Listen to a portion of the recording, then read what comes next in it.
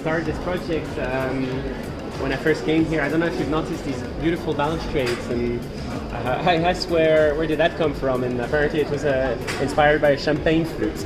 Where we have our own, it's like having a mini factory where we take what's called bioplastics. So this is made from fermented sugar, and it's basically traveling for about 1 kilometer to do this. So you'd imagine this machine going like, it's a little bit like bees basically, slowly constructing this geometry.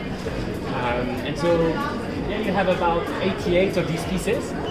Generally, our approach is very close to the circular economy. What we're trying to do is to not have a piece that sort of finishes here.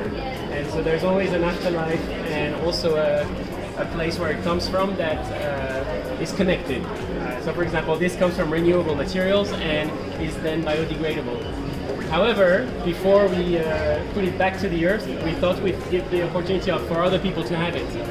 So we're going to put these pieces for sale, and then a big part of the proceeds will go to help a charity for the bees, actually, for the pollinators that we wanted to celebrate here.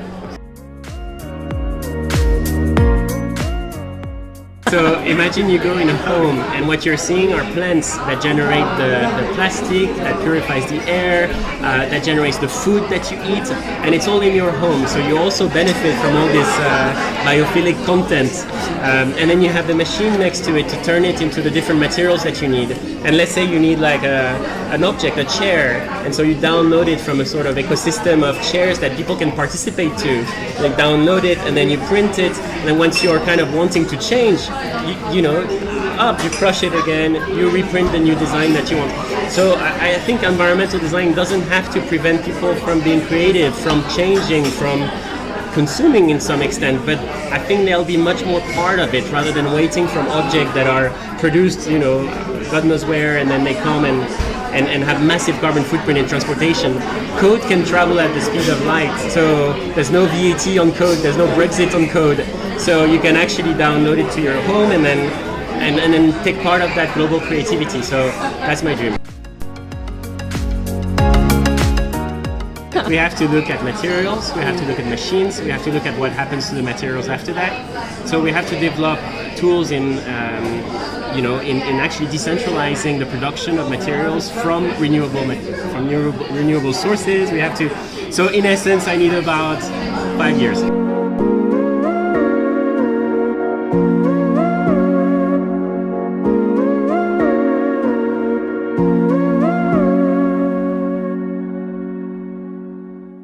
Bioplastic can be 80% more effective at reducing energy needs than petroleum-based plastics.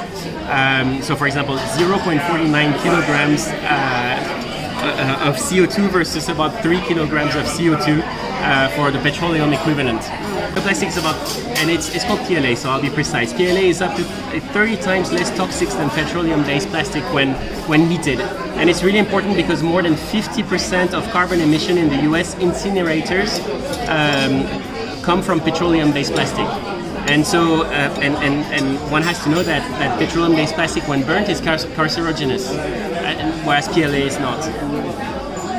PLA is biodegradable, so when you crush it into small enough pieces, it sort of goes back to the earth. And itself, it comes from renewable resources like sugarcane, any kind of starch, actually corn, cassava, sugar beet, you can produce it with anything that produces starch, potato, and so it's a natural carbon sink, like wood, we talk about wood coming back in architecture. This is already absorbed carbon, right? Of course there is energy to be needed, so it's not completely carbon neutral, but it's actually a lot, like I was saying, 80% less energy needed.